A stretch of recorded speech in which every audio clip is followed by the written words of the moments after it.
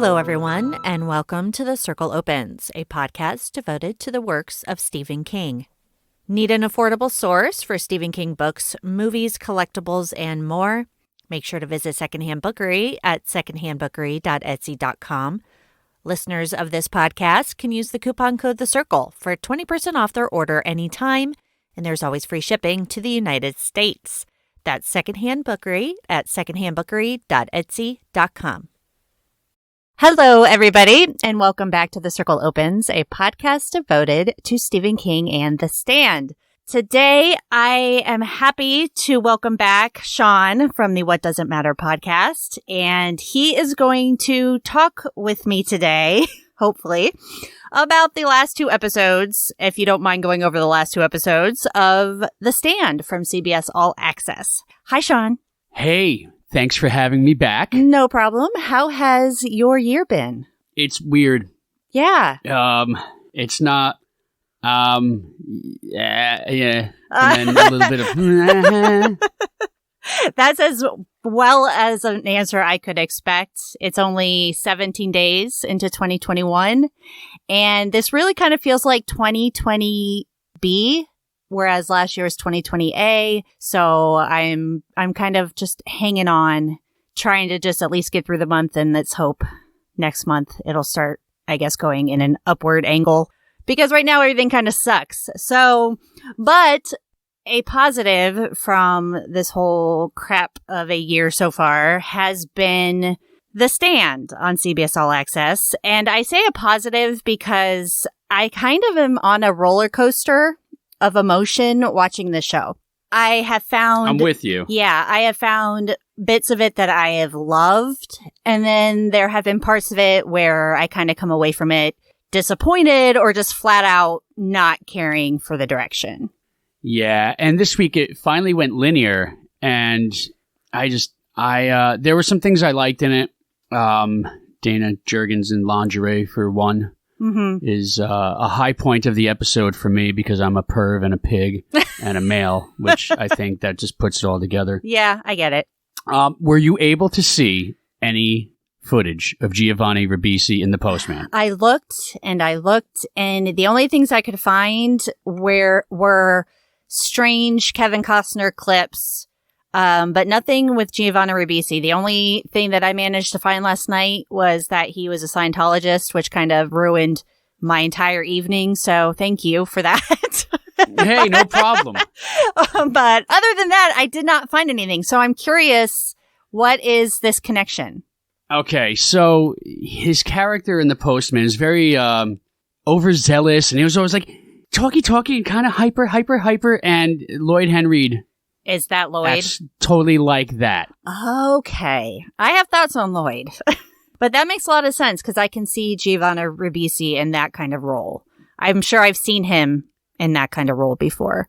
But I have never seen The Postman. I think is that another Kevin Costner post-apocalyptic movie? Yes, it is. And it's excellent, even though it gets really, really bad reviews, and I don't know why. It's so good. Is it better or worse than Waterworld? Anything is better than Waterworld. That's fair. I did not enjoy Waterworld. Well, here's what happens in Hollywood, though, is that, so Waterworld tanked. It was this big piece of shit. So, and it happens to everybody. Mm-hmm. Your movie's a piece of shit. Your next movie, whether it's good or not, it's just going to get tanked. Mm-hmm. The critics are just going to trash it all over the place, and it doesn't matter. Because you've already screwed up. What does it matter? Well, it doesn't matter. Yeah. I mean, look at what's his name? Adam Sandler. Oh, yeah. He gets one bad comedy, and all of a sudden, his next movie, it automatically sucks. Whether it does or doesn't. I mean, lately, come on. Well, to be fair, lately, most of his movies have not been great, but he does have several that I think are really, really good. So I could talk about Adam Sandler for a while, but that's not why we're here. Well, the early years are great. Yeah. The early years, minus Mixed Nuts. I loved it when I was younger. Was he in Mixed Recently Nuts? Viewed it. Yeah. I just watched that for the first time, not last year, but 2019. My husband made me watch it because he loves Steve Martin. And I knew it was Nora Ephron. So, of course, I had to watch it. But I don't remember Adam Sandler. Who was he? Oh, he talked like this the whole time, and he played his ukulele and sang his songs, and that's what he did because that's his thing. I don't remember. Obviously, I think maybe I'm so used to that right now with him that it just kind of blends into the background anymore. Like, it's just like, okay, it's Adam Sandler. Yeah. That was an okay movie. I thought it was fine. It was all right. Yeah, it was fine. So I thought first we would talk about the House of the Dead. If you remember enough about episode 4, I'm going to read the synopsis of it real quick off of Wikipedia just to kind of refresh the memory because I'm doing this 2 weeks after the fact. And Wikipedia says, and I don't always like these synopses, but I didn't have time to write my own. So Wikipedia says, on the road together, Harold confesses his feelings to Franny, but she rejects him. They are ambushed by a serial rapist, keeping women captive, who chains Franny up and brutally beats Harold. Stu and Glenn arrive, having followed Harold's signs, and a firefight breaks out. Dana Jurgens, one of the rapist captives, kills him with a crowbar. I think it was a pipe. I don't think it was a crowbar. Anyway, Stu explains the dreams and paintings to Franny, who agrees to travel to Boulder along with a reluctant Harold. Nick and Tom, also traveling to Boulder, encounter an unstable woman named Julie Lowry, who kisses Nick but begins ridiculing Tom's mental handicap, leading a disillusioned Nick to abandon her. She fires at the two men with a shotgun as they depart, and Tom saves Nick's life. In Boulder, the committee votes to send 3 spies across the mountains to identify the threat made by Drogon. Franny nominates Dana Jurgens, with whom she has formed a bond. Larry nominates Judge Harris, the oldest member of the community, which I would think that'd be Mother Abigail, but again, whatever. And Glenn nominates Tom Cullen. Nadine approaches Harold and quickly seduces him, convincing him to help her kill Mother Abigail and the committee. Harold devises a plan to use avalanche control explosives.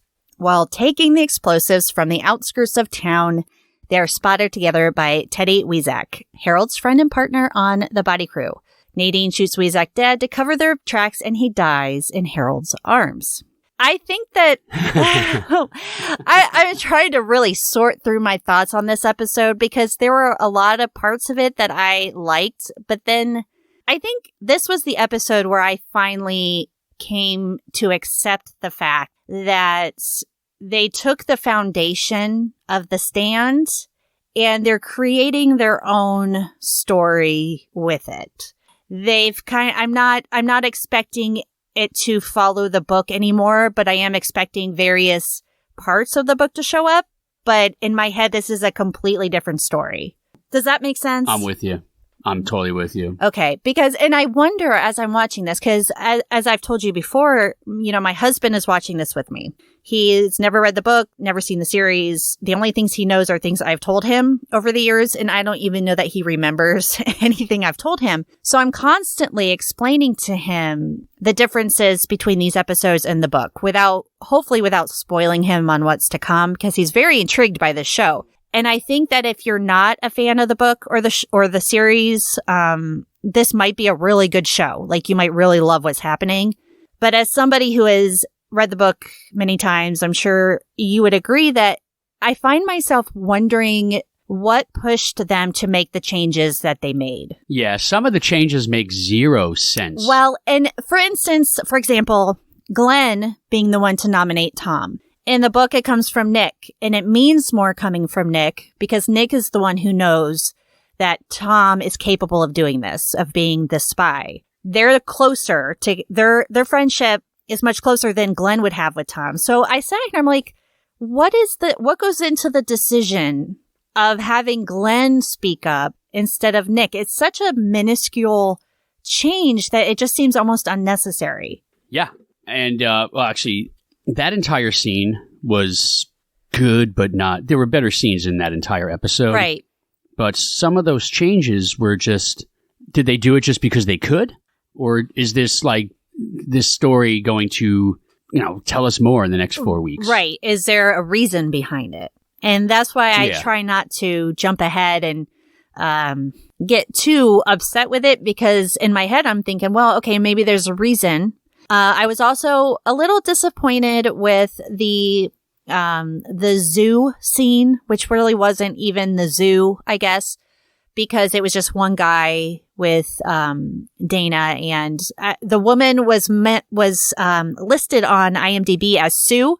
So I don't know if she was supposed to be Sue Stern, who had a much bigger role in the book, and then gets shot in the head as she's about to beat this guy to death. But that whole scene had such potential to really show the horrors of what was happening in the world to these innocent people just trying to survive. And I felt like it kind of it was like almost like a cop out to me. They didn't really want to show something that disturbing, so they just put in some redneck killjack to beat up Harold a little bit and make him question his manhood and his ability to protect Fran. And then, of course, here comes Stu and Glenn to save the day. And it felt very, I don't want to say convoluted, but maybe a little contrived in a way. So that was really disappointing to me too.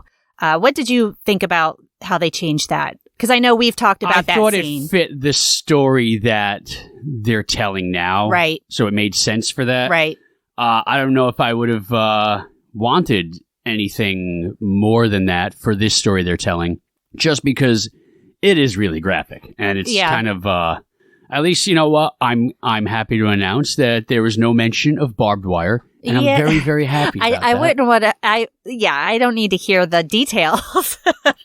Right. So, I mean, first of all, and I can't believe I haven't said this yet, but Owen Teague is the MVP of every episode he's been in. Fabulous. He's just so fucking perfect in this. He's perfect. And my husband even said at the end of episode 5, he looked at me and he said, they could not have gotten a better actor that makes you not at all like he just seems completely unredeemable, but then he has a moment where he is.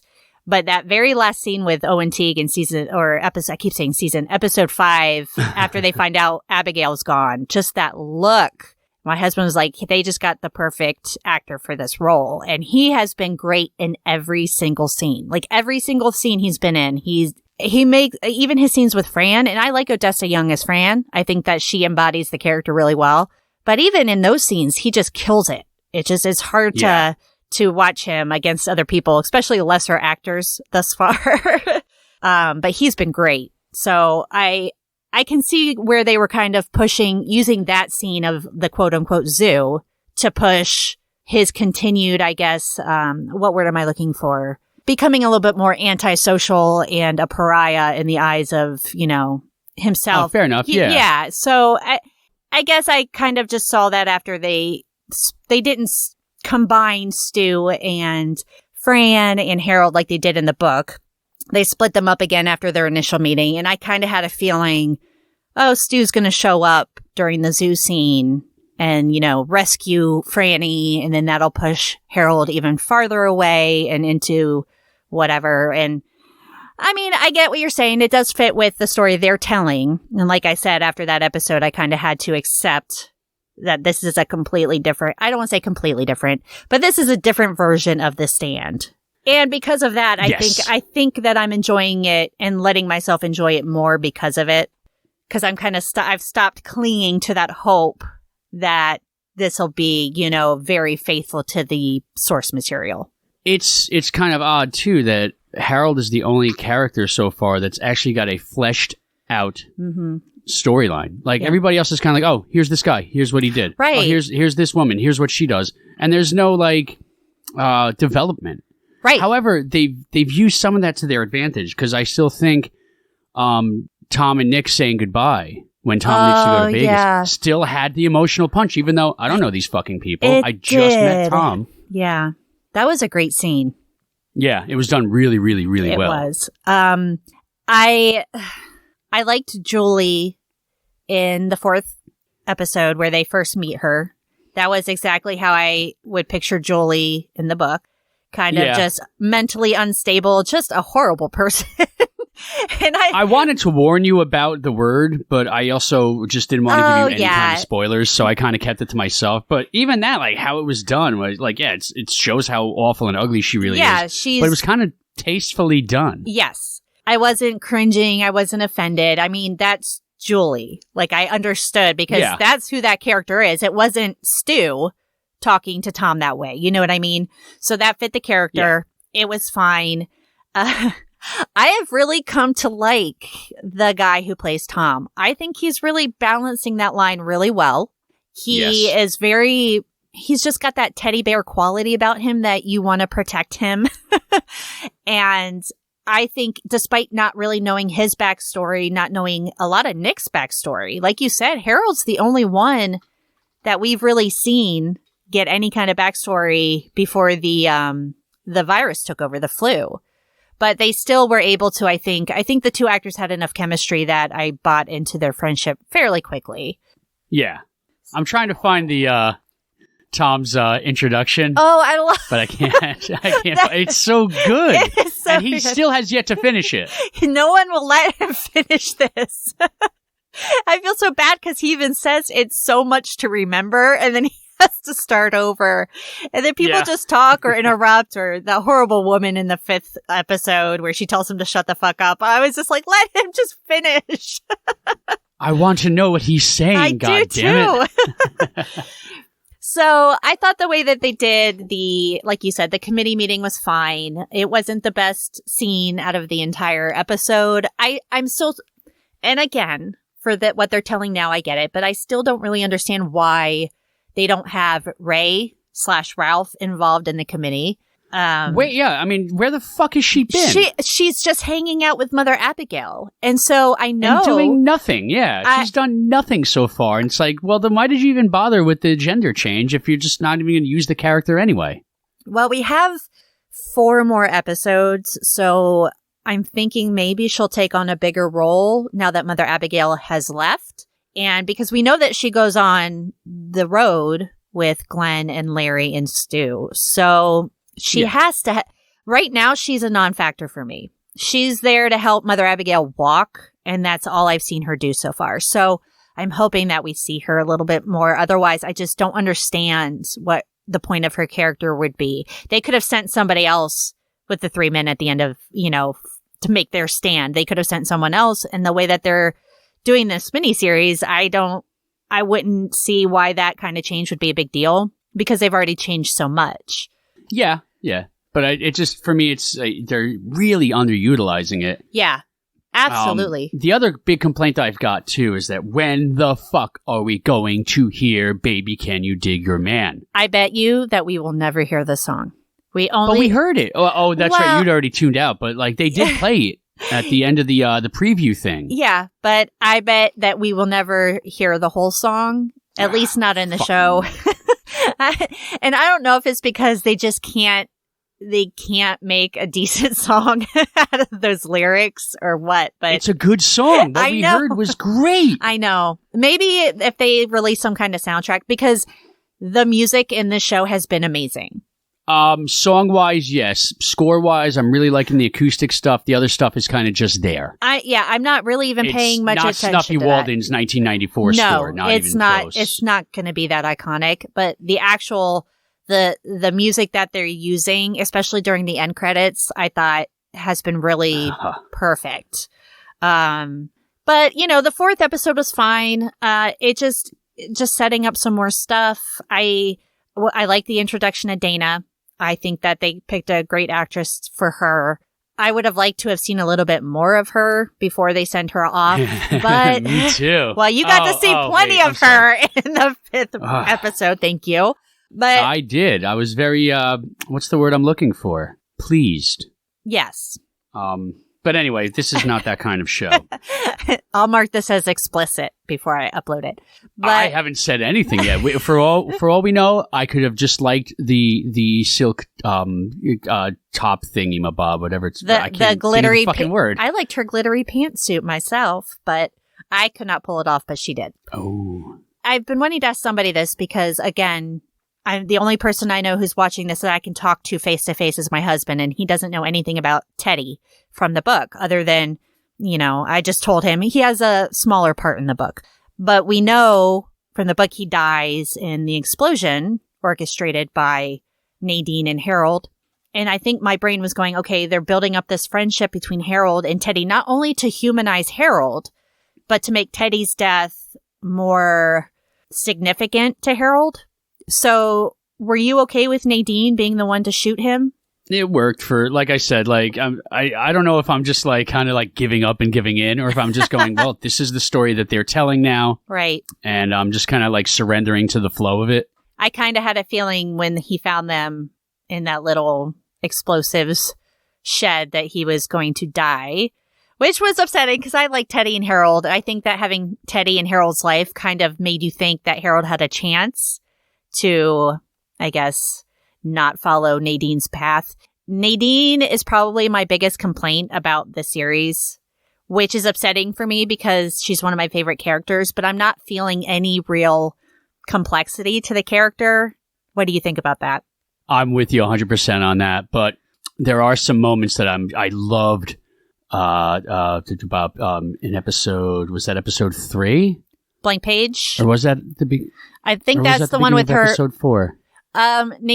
Episode 3 with Nadine was the Ouija board. Well, okay, the planchette. Yes, yeah, okay. I loved that. And her connecting to Flag through the planchette and, getting hot and bothered at the kitchen table while Joe watches. Yeah, there's like a lot of little stuff Yeah. from the book that kind of like I'm really happy that it's showing up. I mean, I still love Larry running into the dude that's going to go to Yankee Stadium. Yankee Stadium. I was floored by it. I even like said, like, sometimes when I'm watching it, like, I'll say what's going to be said before it happens, and it's almost like spoilery territory for my wife, who's read the book. Right. I mean, she knows it well enough. But yeah, it's another problem with that character that they just, haven't. Laura San Giacomo was okay in the role too, but nobody's really nailed the role yet. Well, and I see a lot of that complexity with Harold. You can see where his anger and rage comes from, but he also shows those moments of doubt, and especially with Teddy, these thoughts that he could put aside all of that and, have a life in Boulder, and I think even his, skepticism of killing Mother Abigail on the committee. You can see that he's like kind of fighting that in his head. But Nadine, from the moment, she was having this fantasy with Flag, I just feel like she's gung-ho. She's ready to kill these people and get out of there. And in the book, and of course, I probably shouldn't, like you said, I shouldn't keep going back to the book, but she feels very black and white in the series. And in the book, she's very gray. She has both, she's accepting her fate, but then she's also pushing against it, which I guess is what we were supposed to see with her and Larry when she goes to Larry because she wants to sleep with him. And I think that's probably the closest I've seen Amber Heard come to the Nadine that I know. But that scene was fine, but in a way also kind of fell flat. And I think that was them telling us, hey, Larry is not going to sleep with her because she might regret it in the morning. And okay. Yeah, but I thought that they pulled that off well because there's no Lucy Swan. So I thought, I was curious how they were going to like be able to pull that off without him being like, yeah, but I'm married. And it was like, I thought they pulled that off really well. Like he's a good guy now. He's like, no, what's Joe going to think? That's going to confuse Joe. Well, and he dumped his pills and he told her, I don't want to sleep.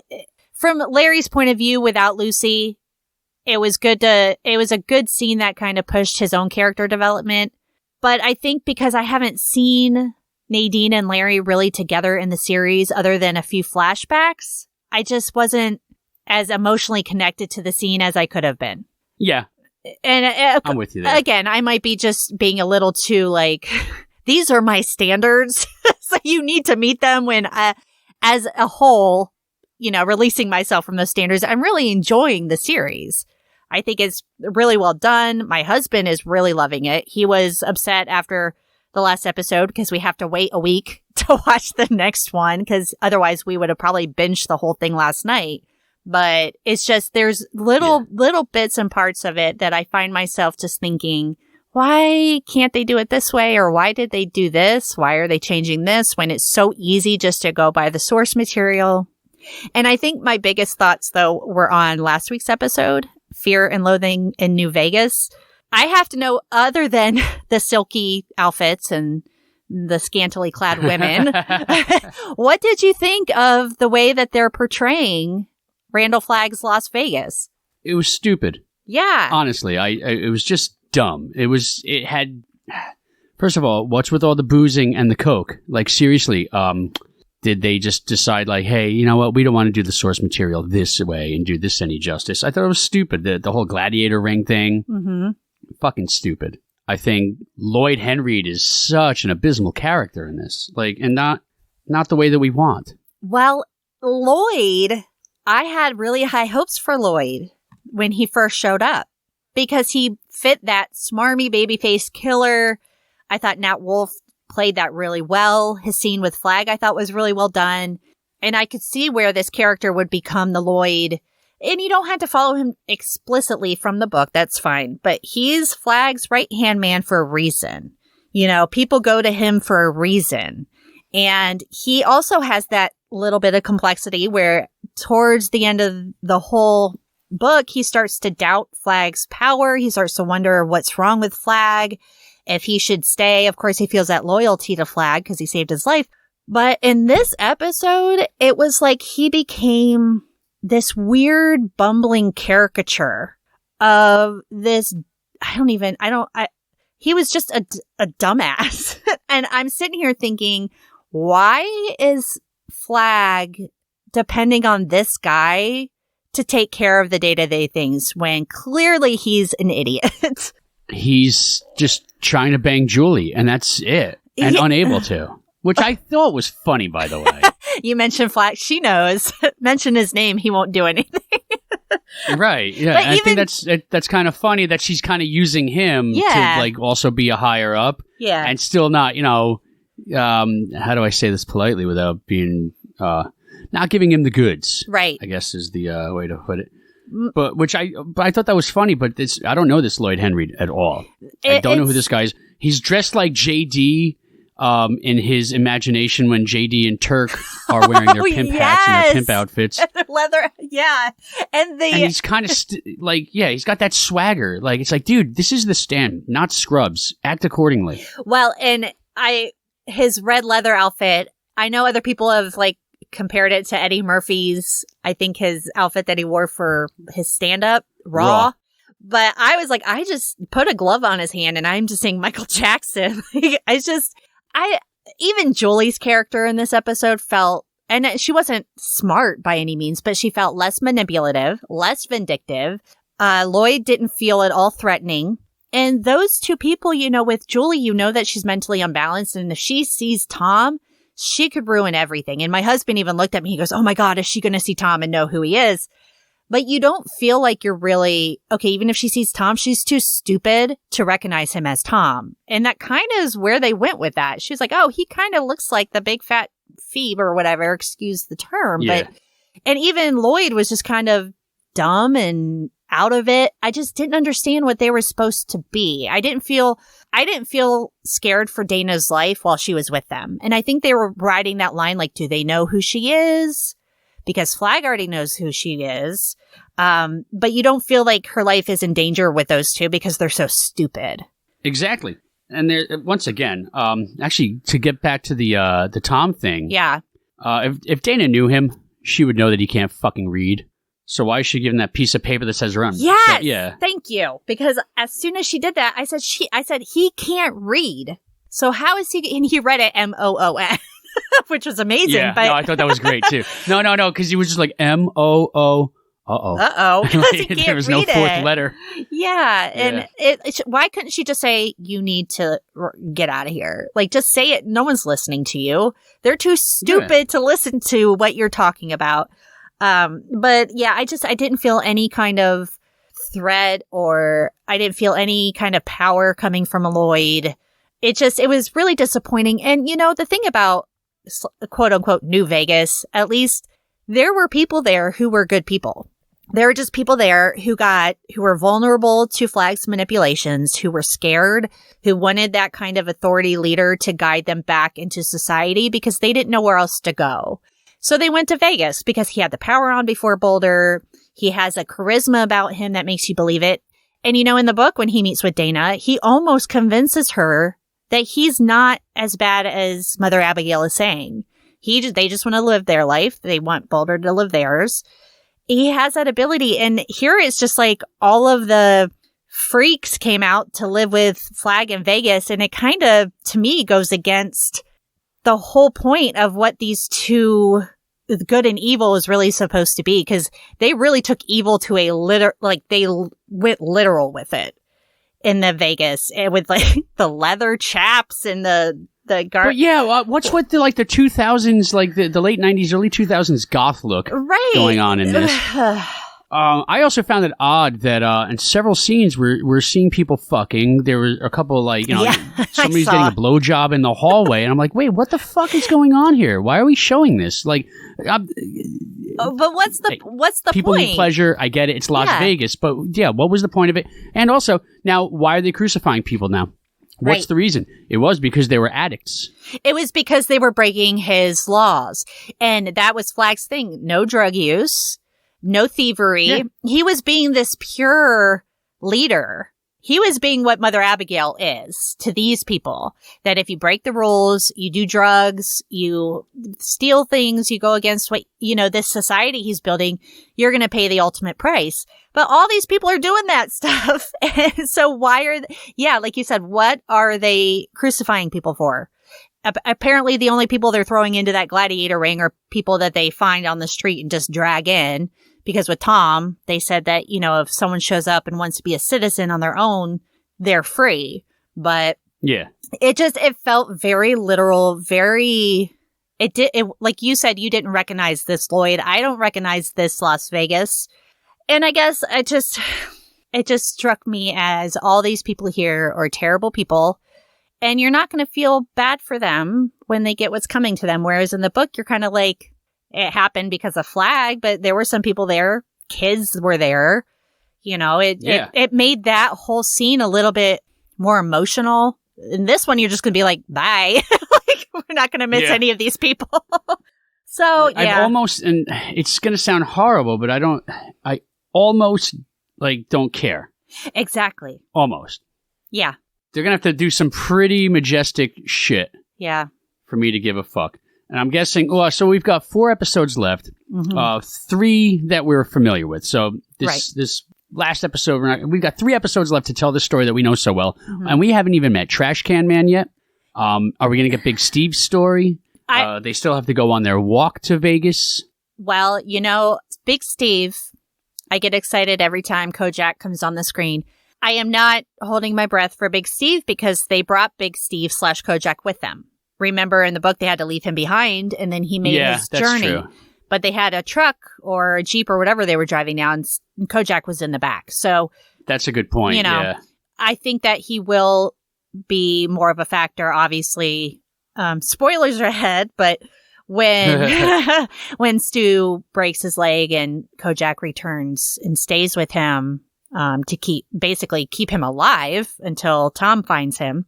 But which is great because I think Kojak is a very important character, despite the fact that he's just a dog. But I don't think we're going to get any of that. I am imagining we will see Trash Can Man for 1 or 2 episodes, if that.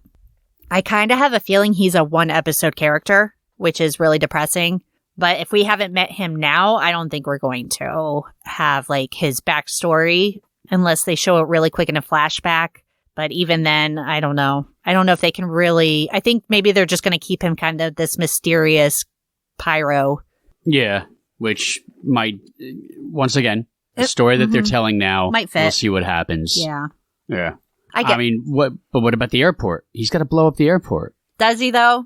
Or maybe... I don't know. Maybe Flag just says, hey, go out and find the nastiest weapons you can find for me. And then he returns with a nuke.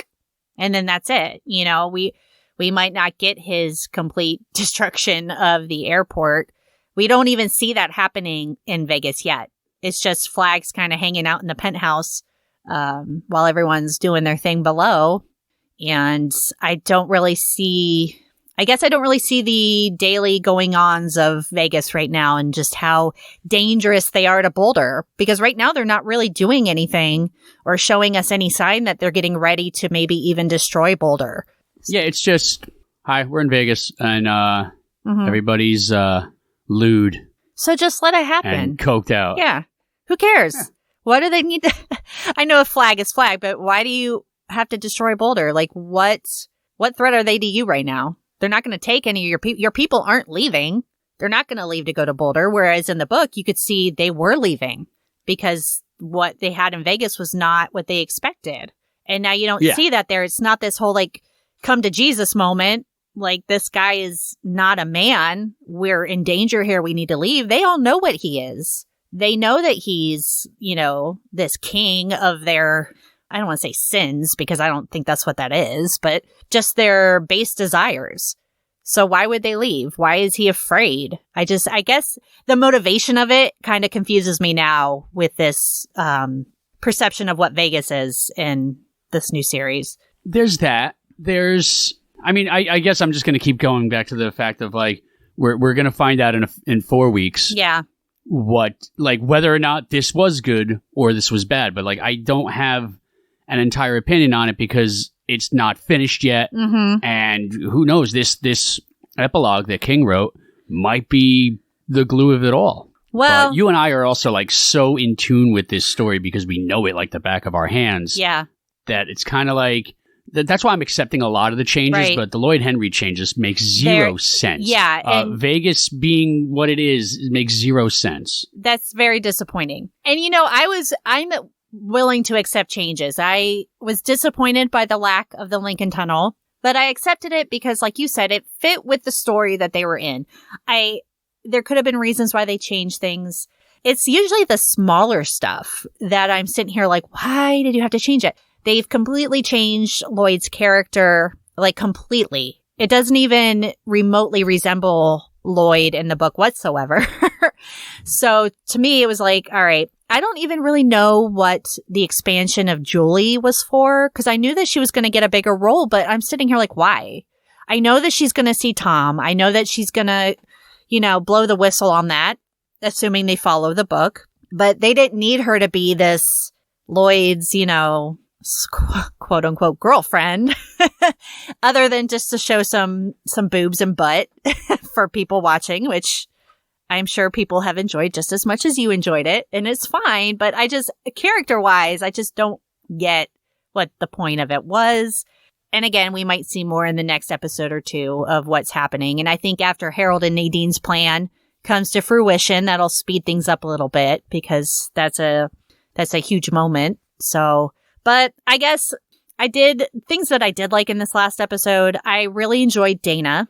I thought that the woman playing her, Natalie Martinez, I think, she was really good. I really enjoyed the scene with Flag. I liked I actually enjoyed that scene more than I enjoyed her scenes with Lloyd and Julie. And even Tom, I thought that was fine. But like you said, if she really knew Tom, she would know he can't read. But she was really great. I enjoyed a lot. I liked how she went out. That was very creative. Good for her. It was great. Man. You see her psyching herself out. Now, I'll backtrack for a second. Yeah. I thought her scenes with Lloyd and Julie were stupid. Yeah. They made no sense. Once again, she's supposed to be with him, but that's okay, fine. Fuck it, whatever. Threesome, I guess. But it just made, I don't know. I think I've harped on that enough, but that final scene of hers, like the two of them together. It was great. Her and Skarsgård. Yeah. Skarsgård? Skarsgård. Skarsgård. Yeah. Skarsgård. Yeah, that's it. Okay, cool. I loved him laughing about getting stabbed in the neck. That was great. Yeah. Pulled off really well.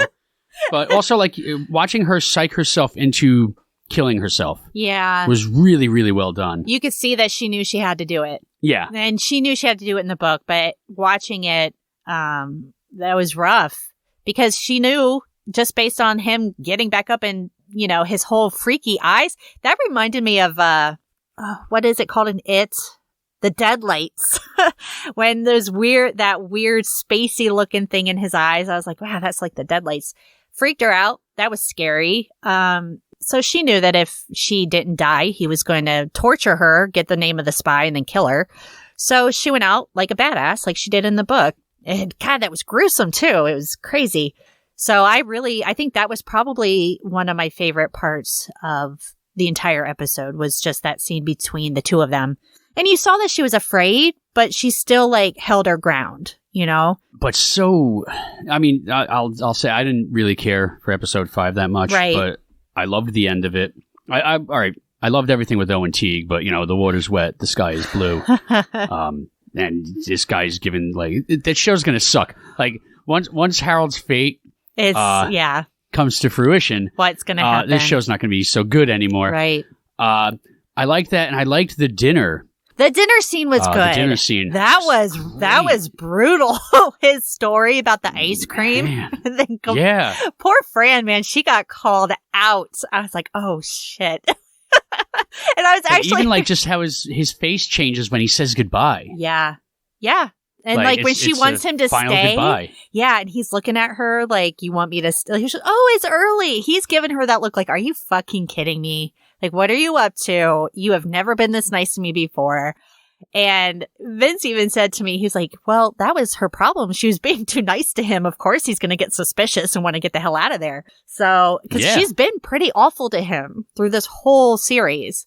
Yeah. Yeah. It's nothing like the book, but it works. Right. And to be fair to Fran, he has his moments where he needs to be.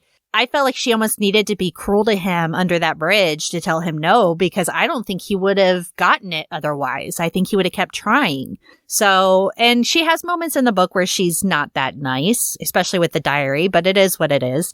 But I thought that scene was pretty great. I liked their interactions. It was kind of tense with him coming home with Larry still in the house. So, but Larry didn't really even find anything, which was depressing because they were supposed to find something, but they didn't. So I think the whole, what do you think of the teddy bear camera in a post-apocalyptic world? Wi-Fi. Oh my God. Where's the Wi-Fi? How did he do Debbie that? brought that up. Yeah. But I know that those things also existed before Wi-Fi. The teddy bear cams. So what I'm assuming is he went out, got a camera to attach to something in their bedroom or wherever he was going to put it. And he has cameras in his house too. It's just very odd, I guess. And like you said, they had Wi-Fi before all this. That's fine. And they were able to do the camera thing before Wi-Fi. But it's just, I'm like, how did he do that? And I can understand why. He's creepy, but holy crap. Especially his little smile at the end there when they found out Abigail was gone. Like, he's just insanely good. And like you said, I think the show's going to suffer a little bit once Owen Teague, once Harold meets his fate, so to speak. Which is actually depressing. I was happy when he was gone in the book, but now I'm like, I want Harold. Harold, to me, is a better villain in this series than Flag. He's so far the only villain in this series. You're right, yeah. At least it feels that way. Because you see Flag and he's supposed to be this big bad. You don't really see why yet, other than what Dana did to herself and the crucified guy coming to Boulder and him being in dreams. But like, what has he done so far that makes you really see him as this huge threat? Whereas I see Harold, more Harold than Nadine especially, and he scares me more than Flag does because I think he's more, I guess, based in reality, and I think that he has a hell of a lot more rage than Flag does. So it'll be fun to see where they take his character. And I wonder now if his character will leave the series the same way his character does in the book. I don't know anymore. I think it will. I think he will just because of the whole premonition in the first episode. The foreshadow. Yeah, the foreshadow with the premonition. bike, yeah. Jesus, fuck, yeah. Well, the foreshadowing. Too, yeah. We'll see. And I think that's part of why I'm enjoying the series as much as I am is because they've changed so much so far that I almost can't predict, other than the huge plot points, I can't predict where they're going with anything. Because what I think is going to happen might not happen or might happen a completely different way. So I think that kind of adds a little bit of benefit to this change. Let me ask you this. Mm-hmm. How do you feel about how Boulder looks? It's not how I pictured it, but I mean, I guess it's fine. I think that, I don't know. I get it's fine for what it is. I don't really have a good feel for Boulder. Does that make sense? Yeah. Okay. Because we really have seen the inside of the school and some of the houses, but I don't really get a feel for the community or the town as a whole, I guess. And that's kind of how I felt about Vegas until they, because they only really show the landscape and then they show the inside of this gladiator ring or whatever. And then like the hotel. Okay, that's fine. But I don't know. I guess Boulder's fine. It's fine. I did not. It doesn't look anything like I pictured. Well, and I think my head was filled with, and I get annoyed when people continually compare the 94 series to this because I've done it too. But in the 94 series, you see Boulder. Like, I got a feel for Boulder in that series because they were always outside. They're always doing stuff. This one is just kind of like, it could have been any town. I don't really know what the significance of Boulder is in this series. Why didn't they just stay in Hemingford? Well, Hemingford Home. That's another minor thing I did not like, was changing Hemingford Home into a retirement home for Mother Abigail to live. Why? I didn't like it. I'm sorry. I just didn't like it. I did not like that change. I did not care for that at all myself. Especially since Hemingford Home, like her leaving her family's legacy behind. Yes. Yeah. It takes away from her character completely because she is 108 years old. She's been living on her own for decades at her childhood home. She's attached to it. She had children there, her husband's. I think she was married, 3 times. It meant so much to her, and that is a big part of this character, the cornfields. Why are we having cornfields in the dreams if she's not at home with her corn? So when they changed it to the Stephen King cameo was funny. I laughed, but... Oh, that cameo, I forgot to bring that up to you. That cameo was awesome. It was so funny. If it's because it's that Stephen King, I was like, uh-huh. But I think having Mother Abigail in a home, and this not to say that people who are in a retirement home have lost something, but I think that kind of takes away like the strength of her character, that she's still this elderly woman and she's surviving on her own and she's strong. Now she's sitting in a chair surrounded by dead bodies, which I'm sorry at that point would have smelled so bad. And she's waiting for someone to come get her. And I didn't enjoy that. I don't know why they did it. She called it Hemingford Home, Colorado. So yeah. I didn't like that. And I did not really enjoy her character portrayal in the 4th episode, yelling at Nick for sending the spies. It felt so out of character. Honestly, I don't really understand what Mother Abigail's role is in this series. She feels almost like a non-factor to me. She really is. Yeah. It's just, but you also can't do this without that character. Exactly. But now that she's left, but we'll see. Yeah, but she hasn't been prominent enough for you to really feel the weight of her leaving. That's true, too. Yeah. And well, that's also why I said, like, the week before, even though we don't have all of that development, we still feel some of the gut punches. Right. And now it's either because we know the story so well or because it was just done that well. Mother Abigail leaves, it's like, oh, there's a note on the door. Okay. She spelled her name wrong, too, by the way. Yeah, it's ABA, not ABI. I know. That bugged me. I know. That bugged me so bad. I'm sorry. It's so weird, though, because, like, the first 3 episodes, or actually 4, they were just strong. They were so different, but they were strong enough. And then this last one, it's finally linear, which didn't matter to me either way. But it was just, bleh. Yeah. Yeah. I was really disappointed with parts of it. I enjoyed the scenes in Boulder more than I did the scenes in Vegas. Although, like I said, I really, really did enjoy Dana and Flag's confrontation. And I pointed this out, my husband didn't catch it, and I was wondering if someone else did. When they did the aerial shot of Dana, when Dana was with Lloyd and Julie overlooking that power, I don't know, was that a power grid or a water dam where they first met her? Oh, yeah. I think it was a power grid because she had she was doing, physical labor because they showed her doing that in Boulder. But then they show this aerial shot going over and coming down into Vegas. And I have to say, despite my dislike of how Vegas was portrayed, I thought that they had some really cool shots in the episode. And they show it coming down and going up the road into the heart of Las Vegas, the Strip. And you can see Tom on his bike biking into Vegas. I was like, yes, I did see that. Okay, good. Because I was like, oh, did you see that? And he's like, what? I was like, Tom he was on his bicycle. It was so cute. It was so cute. But they really did. So I thought that there were shots in Vegas, camera shots that I thought were just gorgeous. But overall, the overall feeling of it was really disappointing to me. So, and another thing that I enjoyed, which I know that you had brought this up, was Tom and Nick's goodbye, because I felt that a lot more than I felt Mother Abigail's leaving, because we actually see Tom and Nick together more than we see Mother Abigail in this series. So their goodbye was really touching. And like you said, you didn't know if that was just something they did really well, or we felt the emotional weight of it because, we know the book so well.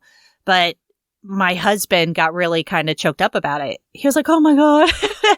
Because he was. Oh, that's awesome. Yeah. He was like, when Tom was saying that he really wished his main man, Nick, could go, which was from the book. And, he kind of got choked up because he didn't want to go alone. And then they were hugging. My husband was literally going, oh my God. Like, he was really touched by that. So I think that really shows you how well those actors have done with those two characters. Whereas when Mother Abigail left, he was just kind of like, where'd she go? I was like, oh, she went into the wilderness to find God again. But he just didn't really, I don't know. He doesn't have really any emotional attachment to Mother Abigail whatsoever. So I think that's tells you everything you need to know about how she's being portrayed. And I had a lot of high hopes for Whoopi as Mother Abigail, but I just don't know that she really understands the character very well, because I'm just not feeling it at all. And I hate to say that. I'm with you on that 100%, though. Yeah. You told me. I predicted you that. You did. That's true. You told me. You were correct. The thing that I love, though, and I love being wrong about, is that your husband doesn't know the book. He doesn't know this story like we do. Right. And the fact that he's loving the show, it's not for you and myself and my wife and, everybody else that knows the book, right, knows the source material. It's for everybody. It's for new people, so yeah. I'm loving that he loves it. Yeah. Which is great. So maybe, we've got to surrender to the flow just a bit more. Right. And I am willing to do that. And I think that I'm enjoying it a lot more than some people are who are they want source material adaptation, which I understand. And I've seen a lot of people, 94 series. And in my head, I just want to say, I'm telling them, if you want the 94 series, watch the 94 series. It's not going to be a shot-for-shot remake of the 94 series. That's not what they're doing here. So thank God, because you know where I'm going to go with that one. Yeah. Oh, Franny. I have to admit that the 94 series compared to this one follows the book more faithfully. But you're also missing out on a lot of the darker aspects of the book, which I think this series is handling pretty well. We wouldn't have gotten that elsewhere. So I'm fine with it being different. I'm fine with it not being a remake of the 94 series. I don't want that. I want to see something new. I have my gripes. I have my complaints, but I also have a lot of it that I've really liked. Just their expansion of Teddy's character, I think, did a great job at humanizing Harold, whereas in the book, he's just kind of isolated and alone until Nadine shows up and takes hold of him. So I like that they gave Harold a lot more motivation. They gave him more... What? Takes hold of him. Oh, man, come on. Jesus Christ. You're gross. Explicit. Yeah. Sorry. That's fine. But I mean, essentially, that's what she does literally and figuratively. Yeah, in both ways, she does that. Yeah.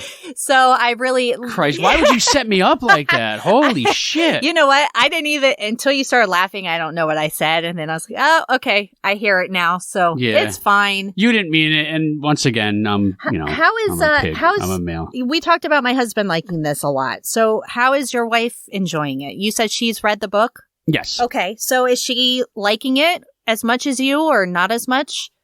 Pretty much in the same boat. Yeah? Like, just we'll know better when it's over. And you guys recently watched... Did you recently watch the 94 series?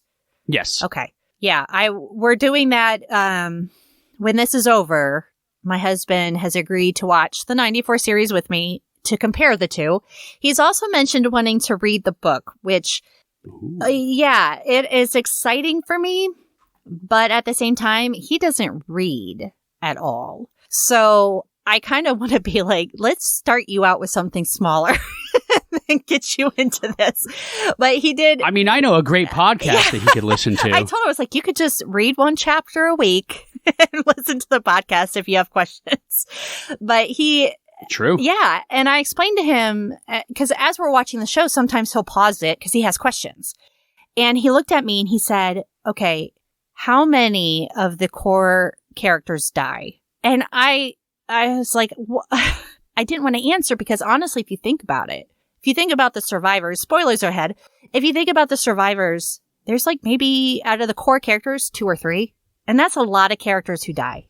And you don't really realize that till you're ending the book. And you're like, damn, like there aren't that many from the beginning who are still with us. But I didn't have the heart to tell him that because I don't know that he'll want to keep watching if he knows what's to come. So especially in this version too. So like, we know that, Stu, Tom, Fran, Kojak, and probably Krychek. Oh yeah. Love Krychek. Are going to survive. Yeah. I'm okay with Krychek surviving. He's aged really well in my eyes. I enjoy. He looks the same. Yeah. just with gray hair. He looks like Krychek. So I'm okay with that. Isn't it weird that Krychek saved the universe when Ant-Man got out of the quantum realm? What? That's me. Yeah, I just went really nerdy on you. Yeah, I don't know what that is. Endgame. No. In Endgame. Well, you know how, all right, in spoilers for Endgame. Oh, Fight the Future. Okay, yeah. All right, so Fight the Future. Yeah. Like, everybody's like, oh, there's a rat that walks by, and that's Krychek. Yeah. Like, so, like, cool. So, in Endgame, when Ant-Man gets out of the quantum thing, it's because a rat walked onto the thing and just turned it on by accident. I don't know how the fuck I got... Oh, because we mentioned Krychek, and all of a sudden I was like, oh, yeah, hey. How did you get to that? That is crazy. You've heard my show, right? Yes. I have no... my train of thought is constantly derailed. Now I'm going to think of that the next time I watch Endgame. That's awesome. You're going to see Krychek? Yeah. There he is, saving the day. I love Krychek. Saving the day. Yes. I am still rewatching. I'm on season 4 of The X-Files with no Krychek yet this season, but I'm crossing my fingers that he'll show up again soon. So, but I enjoy. Season 4. Season 5 and then the movie. No. So yeah, no, he's in season 5, and then it's Fight the Future, and then season 6, I believe. Yeah. So I'm on season 4, and I think I'm on episode 6 or 7 of season 4. So it's slow going, but I try to watch it during the week. Weekends are harder, but we're still in season 2. Oh, I love it. I love it so much. Right now I'm wearing my sweatshirt, my Mulder It's Me sweatshirt, because that's Scully's. Nice. Mulder It's Me every time. So I'm wearing my Mulder sweatshirt right now. But anyway, so there's a later episode I'm looking forward to with Parker Posey when she's like, hey, by the way, how did you guys get back from Antarctica? It's so good. Parker Posey. Yes. Oh, I'm so excited. I'm not too excited once I get past season 7, but I'm determined to finish the series. So I'm going to have to hang in there and get through it. So, but the first. Are you going to do the revival seasons? Oh, yeah. I watched season 10. And I watched a lot of season 11. Not that there was many episodes, but I don't really remember much of them. I remember 2 episodes of season 10 and 11. One was the Weremonster, which was brilliant. Yeah. And then the other was with, the Lost Art of Forehead Sweat or something like that. It was the guy who said that he's been their partner this whole time and they just... Reggie. Yes, Reggie. He was... Yes, that was so that's good. A great one. That was so good. And I feel like the revival episodes worked best when they were humorous. The rest of them were fine, but I thought the humorous episodes were really the strength of the revival. Those two comedy episodes were great. They were so good. In each season. The others were, I hated, was it season 10 or 11? How the fuck did we get here? This is my fault. I brought up Nicholas Lee. Krychek. I mentioned the Krycheks are going to survive. Norris, yeah. Norris. Norris. Although there's that scene on the porch in season 10 or 11's premiere where it's just every catchphrase from the entire series is in this conversation, and I was just like, get the fuck over yourself. I don't remember. And that God. tells you how forgettable the revival was, which is a shame because I was so excited for the revival. Like the X-Files, when it was on for those first 7 seasons, was like my life. And now, like, I'm like, I was so excited. And then it was just a little disappointing. I do have to say, though, we said that Krychek might survive. He plays Chad Norris, who, spoilers, died in the explosion. So he's not going to. So, I mean, he could survive. He could. But I don't know. I mean, with all the changes that they're making. Why not? You know, who knows? They're not going to kill Sue. Sue died from a gunshot wound to the head. She's dead already. She's not even a factor in the series whatsoever. So. Correct. And same with the doctor, the dentist. Yeah. Oh, Ellis, right? Ellis, yeah. That's right. We had 2 Ellises on this one. Yeah, we did. But you think about who is in that house. These are major spoilers, but think about who's in that house when the bomb goes off. It's Sue, Norris, and Nick, right? Everybody else files out because that's when Mother Abigail's come back. So if there's no Sue, and maybe Norris will be in there, I don't know. Is it just going to be, is Nick the only casualty in that whole thing? Because like 8 or 9 people died from just, the debris and everything. So I don't know what they're going to do with that. I guess I'm eager to see where they go with it and who else might, be on the bad end of a piece of furniture. Well, we know who gets hit by a couch. Yes, we do. Yes. So a flaming couch. A flaming couch, yeah. And I hope they kind of show that. And I think somebody got almost decapitated by a piece of metal or something. Isn't it Stu? No. Somebody died from, was it Teddy? There's a girl, I think, wasn't it? I think it was like Patty Kroger or somebody like that from the zoo. Died. Yes. I don't know if it was Patty or not. It's been a while since I've read the book. I can't remember. But yeah, I'm excited to see what they're going to do, because if they take away these characters that, are part of the body count, and then who are they going to replace with it, if anybody? So I don't know. We'll see, I guess, but you never know. I don't know that Krychek's going to make it through, which is a shame because I like his character just fine. And they already got he's doing all right. So I don't know. It's fine. I guess we'll have to wait and see. We've got, it's Sunday now, so we've got 4 days. Yep, we got Monday, Tuesday, Wednesday. Yeah, and I think this next episode is called The Vigil. I assume that's going to be for Mother Abigail. I don't know. So I just, and not to backtrack several minutes ago, but I know how you said when you brought up Dana having been the only one sleeping with Lloyd, and then they had to get all titillating, and have the threesome. But doesn't she she gets a lot of information out of him before she's discovered.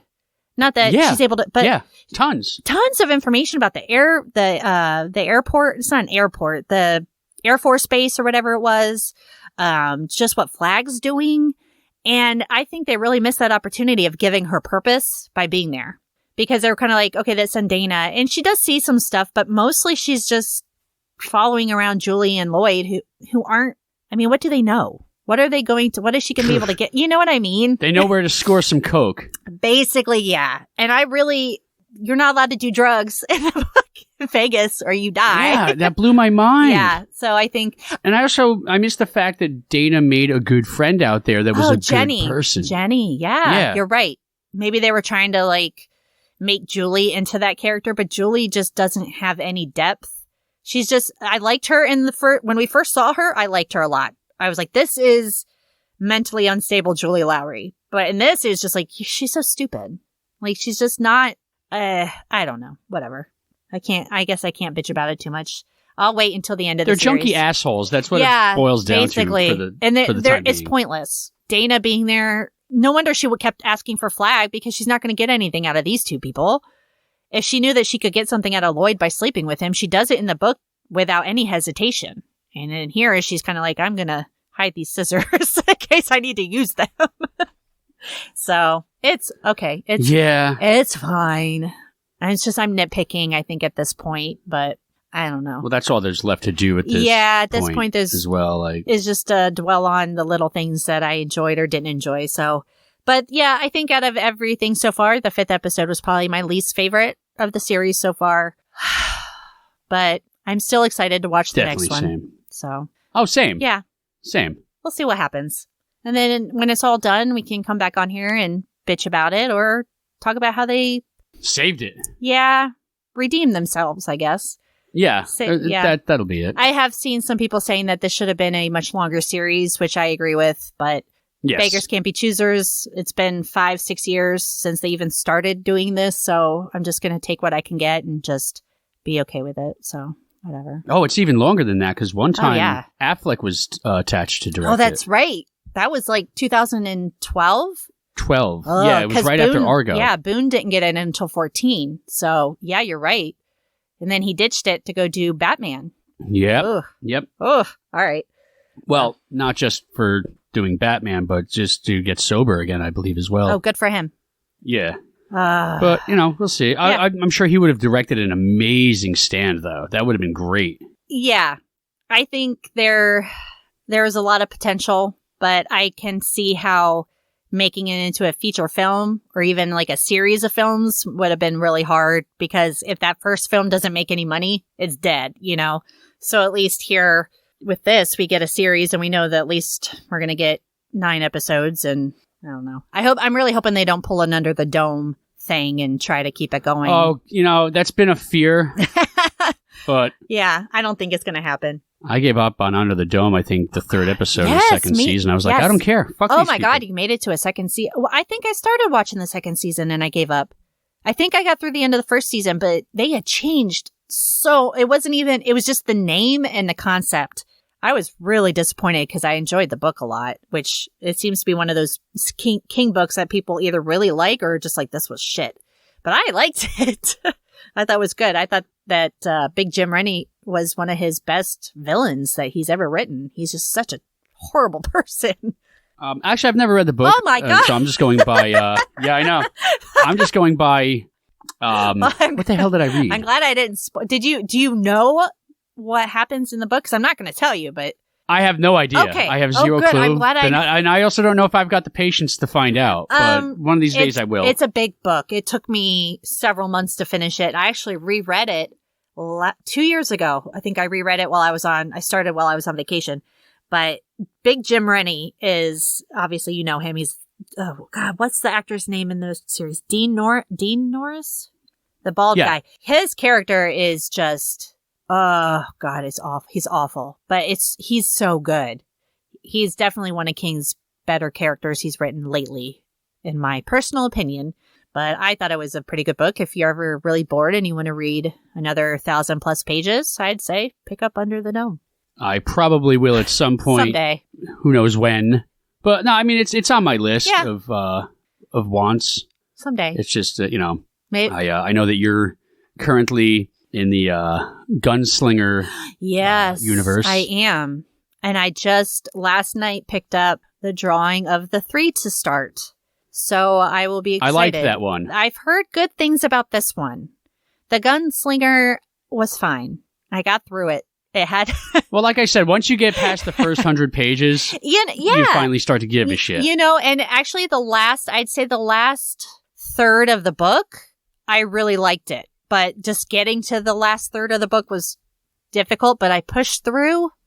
I got it done, and I'm excited to start the drawing of the 3 because I've heard that this seems to be the favorite of a lot of King readers who have read the series. I'm excited to read this one, and hopefully I will get sucked in the way everybody else has, because I really feel like I'm missing out. Like there's this whole community of Dark Tower fans.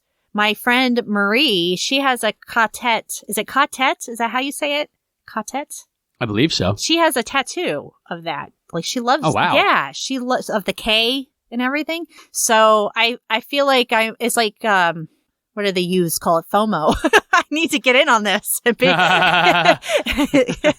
These youths. What's the 3rd book? I don't know I think I only read the first 2. The drawing of the 3, I don't know. I know Wizards in Glass is the 5th book. Wizards in Glass. Are you looking it up? Yeah, okay, I'm looking up now. Oh, The Wastelands. The Wastelands. Okay. Yeah, my husband. Wizards in Glass is the 4th. Oh, 4th book. There's 7, right? Yeah. 7 books? 7 or 8? There are 7 books. Okay. And then there's a... The Wind Through the Keyhole. That's the 5th. Oh, yeah. Yeah. So that's actually 4.5. I have that book. I've had that book for a long time. Somebody bought it for me from like a used bookstore, but because I hadn't read the series, it just sits on my shelf. Well, at least now I have it. But I'm excited to read it. I'm intrigued. So that'll keep me going through the next book at least. So yeah, you've got 4,316 pages to read. Can you what's that? No, I was going to say, can you imagine if I did a chapter by chapter review of the Dark Tower series? I would be probably in my 50s by the time I finished that. So that would be a long-running series. Long-ass podcast. Oh, God. Yeah, what are you reading right now? If anything. I started rereading Lifting Shadows. It's a biography about the band Dream Theater. Nice. And then a book came in from the library, and I always prioritize those. I don't like to read 2 books at a time, but sometimes it's just, I do. No choice. Yeah. And it's, from a certain point of view, Empire Strikes Back. I really liked the first book, where it's the story of the movie. Yeah. Just told from somebody else's perspective. Whose perspective is this one? Each chapter is somebody totally different. Oh, nice. They did it with Star Wars as well. Okay. And I thought that was fun. And that book actually made the Star Wars Holiday Special canon. Oh, man. By including B. Arthur's character. Awesome. So this one, I'm only 3 chapters in, and I kind of felt bad for the Wampa. He was just trying to protect his family and feed his family. Aw. That's really fascinating. Spoiler. Yeah. Yeah, it's an interesting take. So okay. I'll see if I like this one as much as the first, and then I'm just going to go back to the Dream Theater book.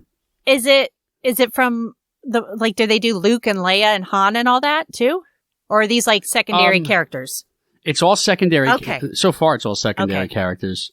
That's interesting. But that would be fun. Who knows? Now imagine if they did that with the King novel, told the story from different points of views. That would be fascinating. Just give me a book just told from Big Steve's perspective. Oh my God. I'm fucking Can you imagine the Stand from Big Steve's perspective? Holy shit. If anyone out there writes fan fiction, do this. I will read it. Please. I will read it.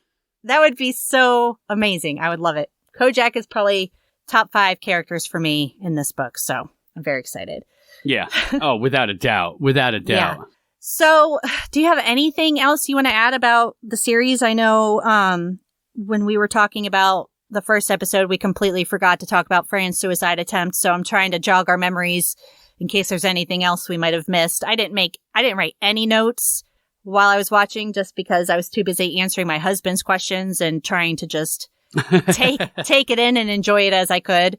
I think that I've touched on everything I think that I enjoyed / did not enjoy. I believe I've done the same. Okay. Awesome. Well, thank you so much for coming back on and talking to me about it. It's so much nicer than just talking to myself about what I liked and didn't like. And why don't you tell everybody where they can find you? They can find me at WDIMpodcast.com, on Twitter, on Instagram, on Facebook, all WDIM Podcast. And of course, thank you for inviting me back. Of course. I was so excited when you would do it. I was kind of like, oh, I'm going to ask. And I was like, no, because you might not want to. And I was like, well, I don't want to do it myself. Oh, no, anytime. Okay. Anytime. Excellent.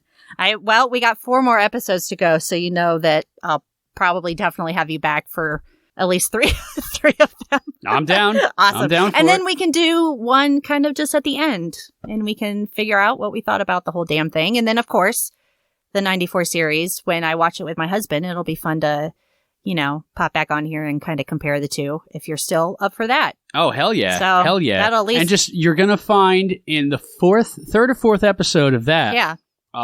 There's 3 O's in Moon. What? I can't remember what Tom is saying and who he's saying it to, but he says M-O-O-O-N. Oh, Tom, come on. You know better than that. Tom. You know how to spell moon. Of everything. Come on. That spells moon. I really thought that, you know what? Here's what it is. I really thought that she was going to wake up Tom. Dana was going to say, hey, do you want to see an elephant? Oh. I was really hoping she would have said that instead, and that would have... They didn't hypnotize him. Oh, my God. They did not hypnotize him. They just asked him to go. They did not That's right. Yeah. He just knows to come back when it's a full moon. They didn't have to do any of that, which was another change from...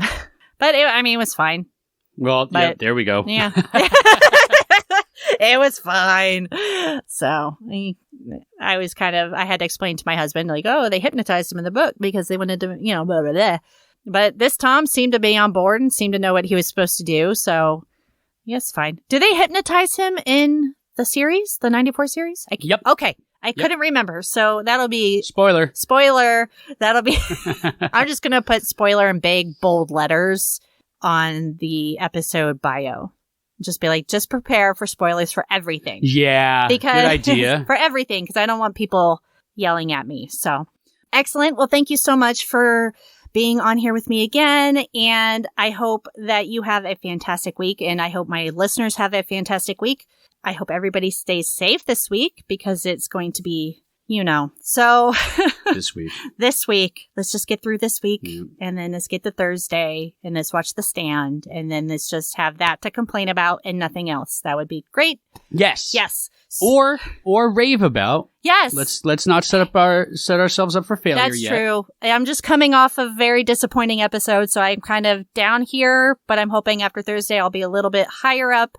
And then we can talk about what we thought about the next episode. So I guess that's it for me.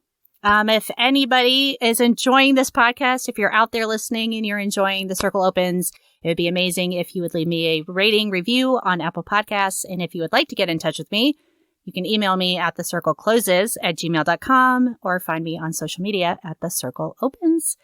And with that being said, everybody, MOON. That spells see you next week.